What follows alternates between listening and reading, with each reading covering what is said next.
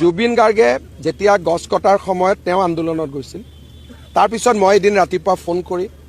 কথা পাতিলো যে এনেকুৱা হ'ব ফ্লাইঅভাৰখন নহলে কি হ'ব কি নহব তেতিয়া মোক কৈছিল দাদা মোৰ পুৰা সাপোৰ্ট আছে আৰু পিছত তেওঁ টেলিভিছনত ইন্টাৰভিউ দিছিলে যে মই গৈছিলো কিন্তু হিমন্ত দাই মোক বুজাই দিছে গতিকে এতিয়াৰ পৰা মোৰ কোনো বিৰোধিতা নাই এটো মই এটা কথা কওঁ দীঘলপুখুৰী এটা গছখিনি যদি কাটি দিয়ে সেই সৌন্দৰ্যটো ঘূৰাই পাব নাই আকৌ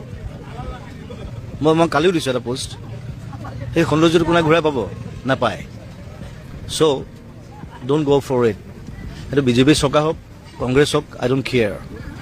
কথাটো হ'ল আমি এইটো বিচৰা নাই ইউ কেনট ডু ইট যি মন যায় তাকে কৈ থাকিলে নহ'ব নহয় যোনে নহওক যোনে চি এম নহওক যোনেই পি এম নহওক মই সদায় আছোঁ মই গছ ৰক্ষা কৰি আছোঁ গছ ৰুই আছোঁ আমাৰ গোটেই ফেন ক্লাবে আমি প্ৰত্যেক বছৰ আমি 5,000 গছ ৰুওঁ তাৰপিছত গভৰ্ণমেণ্টে নোৰোৱে I challenge মোৰ লগত আহক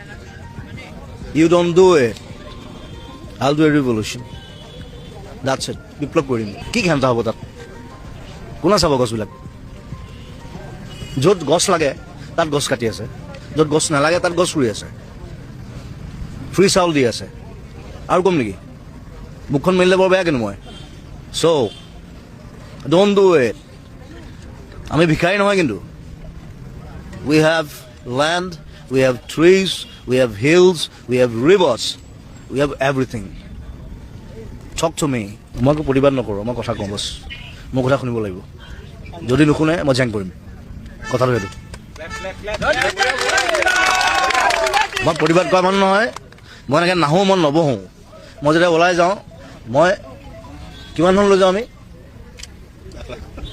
মিনিষ্টাৰ এম এল এ আহে যিমান মানুহ হয় মই যেতিয়া যাওঁ তাতকৈ বেছি মানুহ হয় কথাটো সেইটো I don't know. I think they should be more intelligent. Right. They should be more intelligent about trees, about people, about everything. মই ইংলিছত কৈছোঁ কাৰণ বেছিভাগ আমাৰ চৰকাৰৰ বেছিভাগ মানুহে ইংলিছ নাজানে ইংলিছটো শিকি লওক প্ৰথমতে then you talk to me right Yes